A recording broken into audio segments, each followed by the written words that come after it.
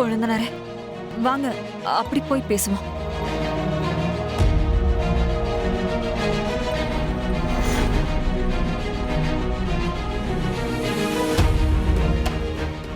என்ன நீ, நான் சொன்னது உண்மைதானே?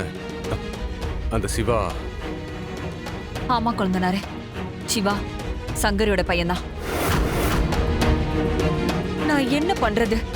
எல்லாம் என் விதி. முடிஞ்சு போச்சுன்னு நினைச்ச விஷயம் எல்லாம் மறுபடியும் வந்து என் உயிரை வாங்குது. அண்ணே, எப்படி அண்ணி இத்தனை வருஷத்துக்கு அப்புறம் அவன் கரெக்டா அண்ணா இருக்கிற இடத்த கண்டுபிடிச்சு வந்தான்? அதான் கொழுந்தனாரே, எனக்கு புரியவே மாட்டேங்குது. ஆனா கன்ஃபார்மா இவன் சங்கரியோட பையன்தான்.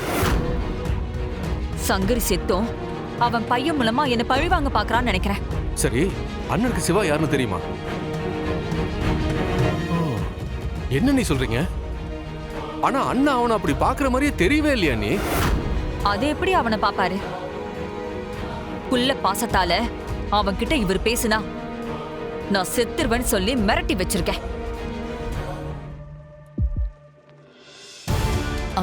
அந்த ஃபைல் நீங்க மாத்தி சென்ட் பண்ணுங்க. அப்படியே அதை அனுப்பிடாதீங்க. அப்புறம் தேவையில்லாம கம்யூனிகேஷன் எரர் வரும். நான் அதை அப்ரூவ் பண்ணிட்டேன். சிவா, இல்ல நான் அப்புறமா கூப்பிடுறேன் உங்களை. சிவா, சிவா எங்க இருக்க? யாருங்க நீங்க? என்ன விஷயமா சிவாவை பார்க்க வந்திருக்கீங்க? மேம், நீங்க நீங்க இந்திராணி தானே? ஆமா. ஆனா நீங்க யாரு? Wow, what a surprise ma'am. Ma'am, நான் உங்களை பாப்பேன்னு எதிர்பார்க்கவே இல்ல. My goodness.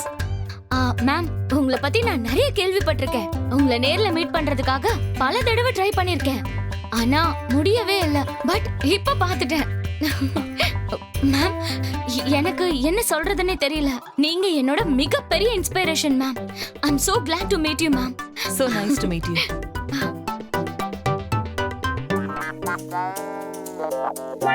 ரேஷ்மா, அயலி சிவாவோட வைஃப். நீ எதுக்கு இவகிட்ட கோவமா பேசுற? என்னது?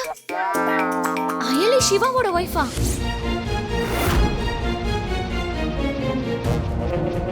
என்ன சொல்றீங்க?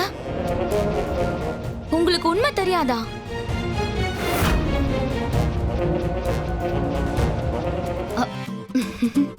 சிவாவோட வைஃப் தான் அயலி. காமெடி நல்லா இருக்கு. சும்மாக்கா. ஐயோ மேம், நீங்க தப்பா எடுத்துக்காதீங்க. அயலியும் என் ஃப்ரெண்டு தான். நாங்க ரெண்டு பேருமே ஸ்கூல் மேட். ஓகே. அந்த உரிமையில தான் நான் அப்படி பேசுவேன். என்ன அயலி, நான் உன்கிட்ட அப்படி பேசக்கூடாதா?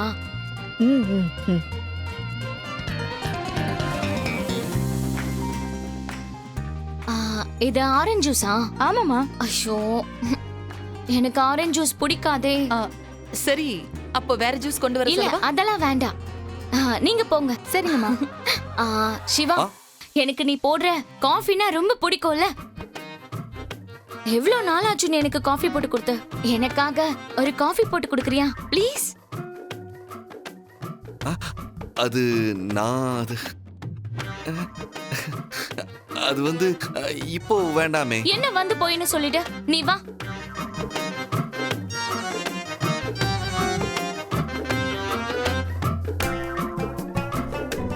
டேய், பாலை இவ்வளவு நேரம் காய விடுற? நீ காஃபி போட போறியா இல்ல பால்கோவா செய்ய போறியா? மவளே, உனக்கு வேணும்டி. சரி மாமா, இருங்க. காஃபி பவுடர் எங்க இருக்கு? டேய், காஃபி பவுடரா? அப்ப இது ஃபில்டர் காஃபி இல்லையா? ஃபில்டர் காஃபி போடுற நான் எப்ப சொன்னேன்? ஓஹோ. ஆமா, இங்க ஃபில்டர் காஃபில கிடைக்காது. நீங்க வெளிய வெயிட் பண்ணுங்க. நாங்க நார்மல் காஃபி போட்டு எடுத்துட்டு வரோம். போங்க. சரி விடுறா. எனக்கு ஃபில்டர் காஃபி வேணாம். நார்மல் காஃபியே ஓகே தான். ஆனா நான் இங்கேயே என் மாப்பிள்ள கூட தான் இருப்பேன். என்னடா மாப்பிள்ள? இருந்து தொலைங்க. சிவா, நான் உன்கிட்ட ஒரு முக்கியமான விஷயம் பேசணும். வா சிவா. அட இருமா, நான் காஃபி கேட்டுக்கிட்டு இருக்கேன்ல, அதுக்குள்ள நீ இப்படி முந்திக்கிட்டா எப்படி? டேய், என்ன? நீ எனக்கு காஃபி போட்டு கொடுத்துட்டு வெளியே போ. சரி மாமா, காஃபி போட்டு கொடுத்துட்டே போறேன். ரேஷ்மா, நீ இரு. அகிலா மேடம் கால் பண்றாங்க.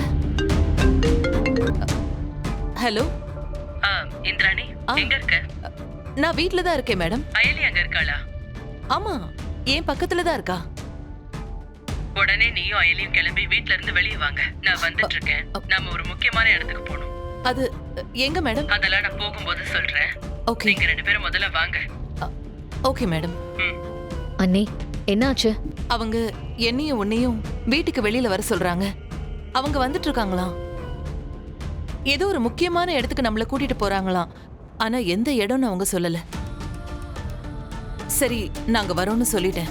வா எலி, நாம போலாம். ஒரே ஒரு நிமிஷம் அண்ணி. சிவா ஆ கொஞ்சம் வாங்க. மாம்ஸ் பாத்துக்கோங்க. நான் பாத்துக்கிறேன். இப்ப கூட பாருங்க, நாம பேசிட்டு இருக்கிற விஷயத்துக்கும் இவளுக்கும் எந்த சம்பந்தமும் இல்லாத மாதிரி உட்கார்ந்திருக்கா. அண்ணி உண்மையாவே எனக்கு அன்னைக்கு என்ன நடந்துச்சுன்னு தெரியாது. சரி, அதை விடு. இப்ப நாம வர்மாவை தான் பார்க்க போயிட்டு இருக்கோம். உனக்கு ஏதாவது பயமா இருக்கா? பயமா? இவளுக்கா? இவ என் அர்ச்சனாவோட பொண்ணு. அவளோட தைரியத்துல பாதியாவது இவளுக்கும் இருக்கணும்ல. அர்ச்சனா பேரை கேட்டாலே வர்மா பதறுவான். இவ அவளோட பொண்ணுங்கறதால இவளை பார்த்தாலும் வர்மாவுக்கு கண்டிப்பா அதே பதட்டம் தான் இருக்கும். மேம், வர்மா தான் எங்க இருக்கான்னு யாருக்குமே தெரியாதே. அப்புறம் எப்படி நாம அவனை பார்க்க போறோம்? அந்த இடம் விஷயமா பேசுறதுக்காக நேத்து வர்மாவோட ஆளுங்க எனக்கு ஃபோன் பண்ணிருந்தாங்க. அப்பதான் நான் வர்மா கிட்ட நேர்ல அதை பத்தி பேசணும்னு சொன்னேன். அவங்க தான் என்ன வர சொல்லி லொகேஷன் ஷேர் பண்ணாங்க. அந்த காலத்துல வர்மா யாருக்கும் அடங்காதவனா சுத்திக்கிட்டு இருந்தான். இப்பவாவது நீ சொல்ற மாதிரி யாருக்கும் தெரியாம பதுங்கி இருந்து வேலை பார்த்துட்டு இருக்கான். ஆனா அப்போ அவனை எல்லாருக்குமே தெரியும். இருந்தும் போலீஸ் டிபார்ட்மெண்டால அவனை யாராலையும் எதுவும் செய்ய முடியல. அப்பதான் அர்ச்சனா அவனோட கேஸ் எடுத்தா. அதுக்கப்புறம் வர்மாவுக்கு கெட்ட நேரம் ஸ்டார்ட் ஆயிடுச்சு.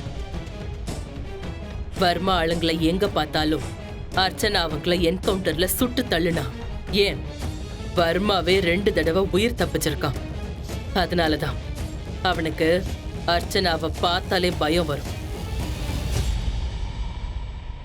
அர்ச்சனாவுக்கு துணையா நானும் உன்னோட அப்பாவும் இருந்தோம்.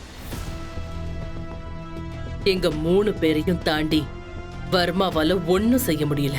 ஆனா அதுக்கப்புறம் அவன் போலீஸ கைக்குள்ள போட்டுக்க ஆரம்பிச்சான். மத்த இடத்துலயும் அவனுக்கு ஹெல்ப் பண்றதுக்கு ஆளுங்களை செட் பண்ணிட்டான். அதனாலதான் எங்க பிளான் ஒவ்வொன்னா சொதப்ப ஆரம்பிச்சது. அப்புறம் என்னென்னமோ நடந்துருச்சு.